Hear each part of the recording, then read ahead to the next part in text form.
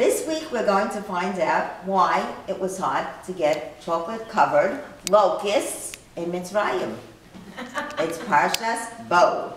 We're also going to find out why Hurricane Sandy was nothing compared to the plague of darkness.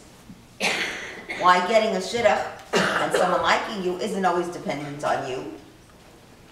Why Jews usually eat on the run and finish everything on a plate.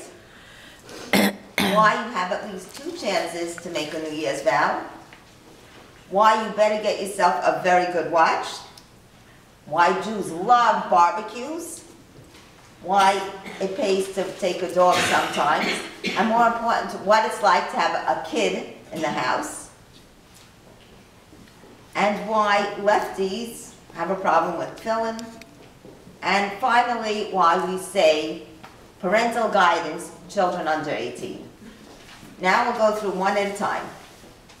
And finally, why I'm wearing black and white. So I'll start with... 4 minutes. Two at a time. Okay. Why locusts were in short supply? Because this is Parshas Bo, and we have the last 3 makos. Bo, Beis, Aleph stands for 3.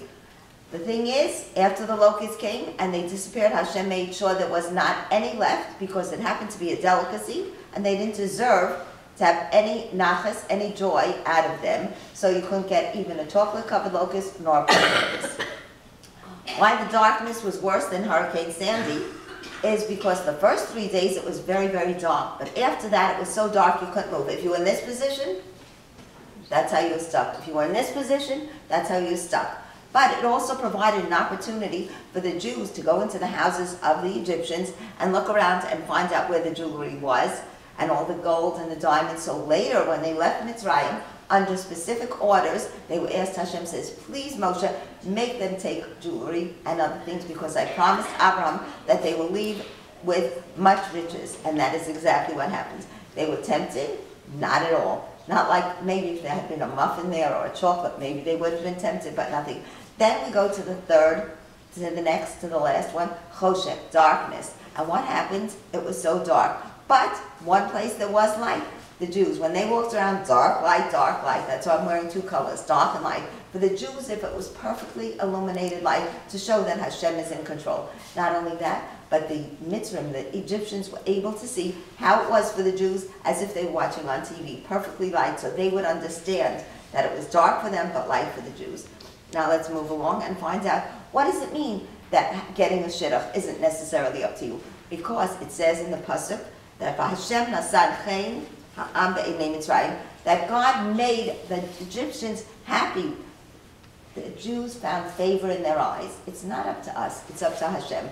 Not to worry. The Egyptians wanted to give away their jewels and their gold because Hashem made them pleasing in the eyes. So when something good or bad, when someone likes or dislikes you, it's not always about you. It's what Hashem wants for you. And the same applies in the shidduch.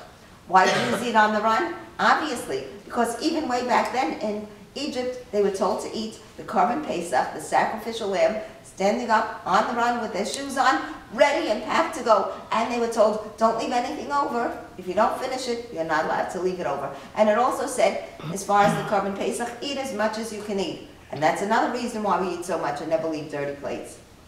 Okay? There are 2 times to make a New Year's resolution because it says, HaChodesh Hazeh Lachem Rosh Chodeshim. It's the beginning of a new year. And what's the new year? We have it twice. Once in Nisan when we leave Egypt, and once Rosh Hashanah in Tishrei. What's the difference? One commemorates the birthday of the world, that's in Tishrei, Rosh Hashanah, and the other one is the birth of us as a nation, to show that God not only created the world, but is involved in our lives on a daily basis, just like He was then. He's right there with us. So we have 2 times. And why do you need a really good watch? Because it says, Kechatzos, in the middle of the night. It didn't say at the exact middle, because people are always fault finders. They're always looking to find something. So if God said, I'm taking you out exactly at 12 midnight, and someone said, no, it's 12:01 on my watch, they would have said, see, Moshe's not telling the truth. So therefore, He wanted to know, knowing people's weakness and ability to find fault in others, He said, Bechatzos. Why do we love barbecues? Because, of course, we had to have our roasted korban, our roasted sacrifice, was done on the fire. Of course, dogs don't bark because they were not allowed to bark. They did not bark when we left Egypt. Why did they bark? Because it would have spoiled it. Could you imagine walking out and saying, what is that barking dog? It's so annoying. So even the dogs, out of respect, didn't bark when the Jews left Egypt. And of course, every kid is a blessing. How do we know that? There's a kid in the house. They had to keep that little goat in the house for 3 days. Why?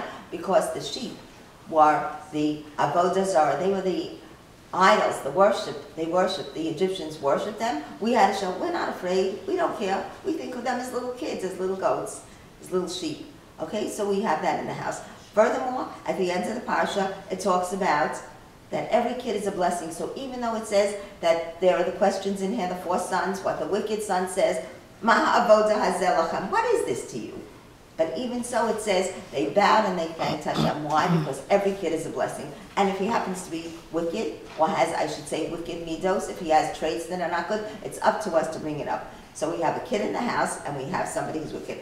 And the Chodesh, we have a chance every month for renewal. And of course, why did they have to escape so fast at that point? They said, get out, get out, get out. If they went one more level of impurity, of corruption, they would have been destroyed. They were on the 49th level, the 50th. But today we're in Galus, we're in exile, and we don't worry as much. What's the difference? Because today we have the Torah. As long as we have the Torah, as long as we have the right way to live, it will save Jews, it will uplift us. That's what gives us the strength. And finally, it ends with Pidyon Haben, the redemption of the firstborn. Wasn't always good to be a firstborn back then, but the Jews were saved. And of course, Judaism, we commemorate it with our tefillin. Why do we put on the left hand even though it's the weaker hand? Because when you do a mitzvah, when you do the right thing, it's going to uplift you and strengthen you. So I end off saying that I hope I did it in short enough time for all of you. Okay? So we know a few things now. We know that the last 3 plagues were the very end. Then power left. We have a new month. We always have renewal. We always can start again and enjoy the kids in your house. Thank you.